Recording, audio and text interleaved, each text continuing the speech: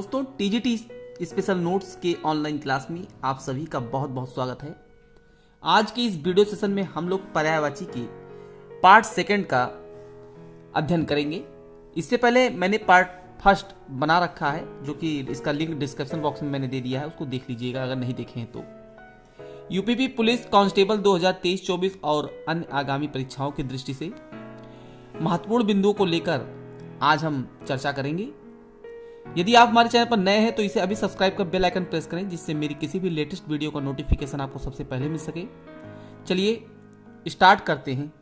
इसमें परीक्षा में बार बार पूछे जाने वाले कुछ पर्यायवाची शब्द हैं और इसमें अंडरलाइन करते चलेंगे। जो इंपॉर्टेंट होगा आपकी परीक्षा के लिए उसको विशेष तौर से ध्यान दीजिएगा।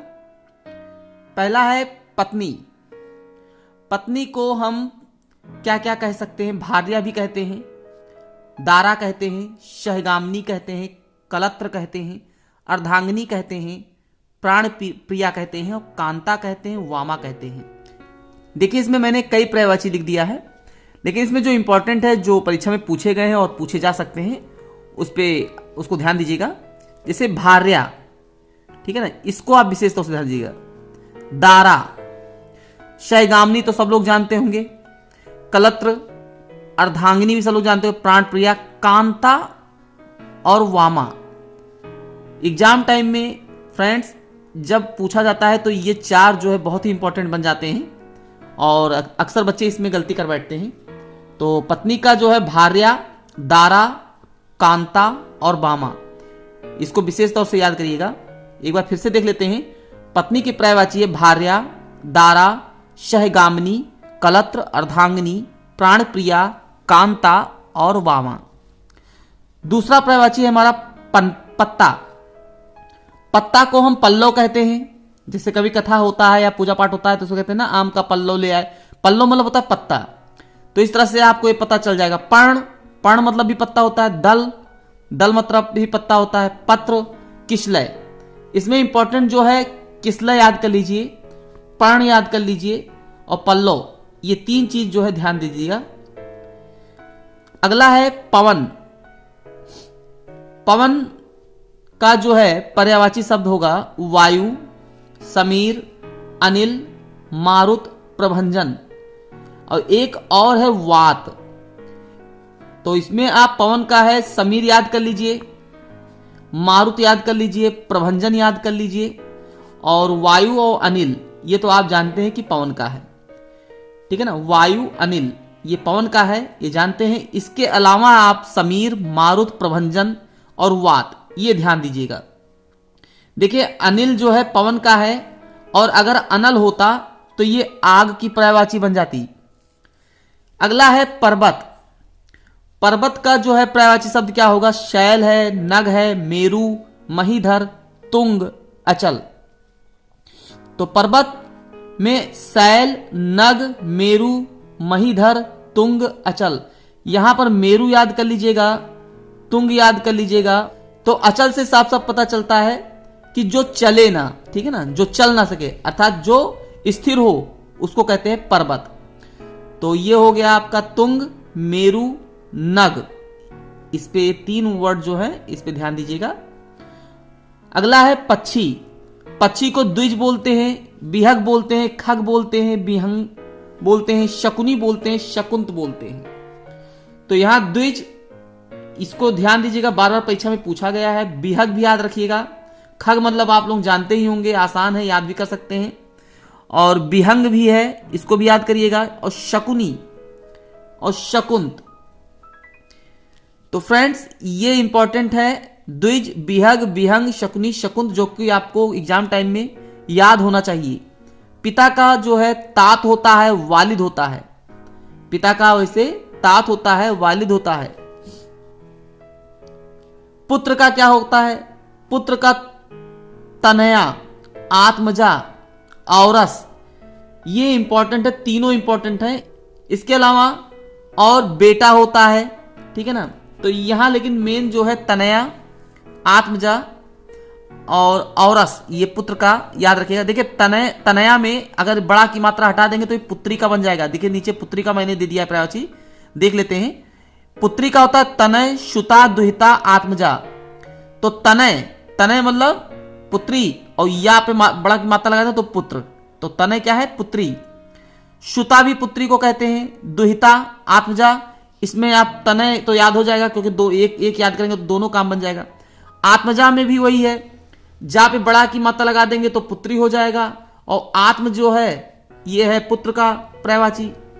नेक्स्ट है फूल।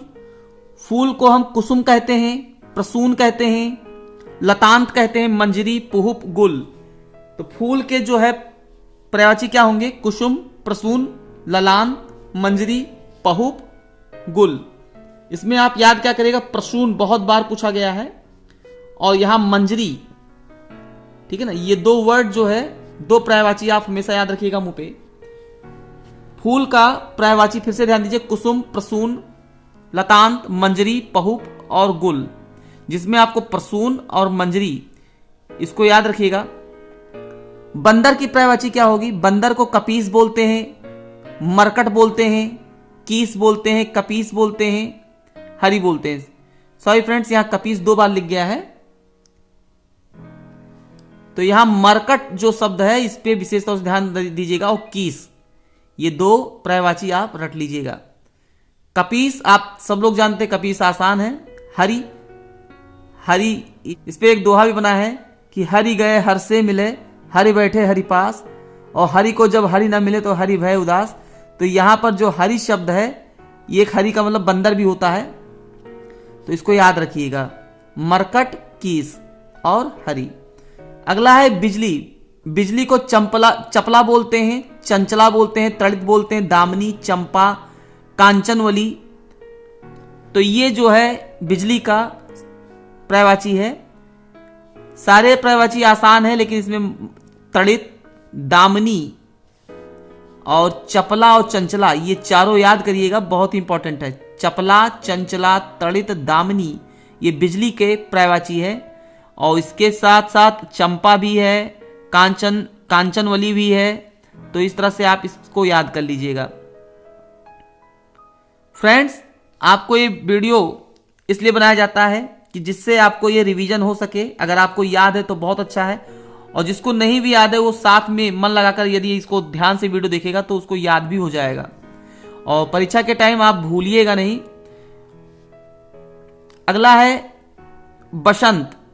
बसंत का पर्यायवाची क्या होगा?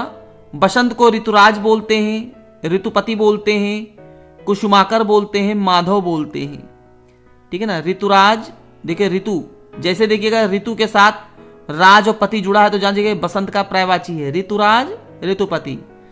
ऐसे ही कुसुमाकर, ठीक है ना। बसंत के समय में क्या होता है?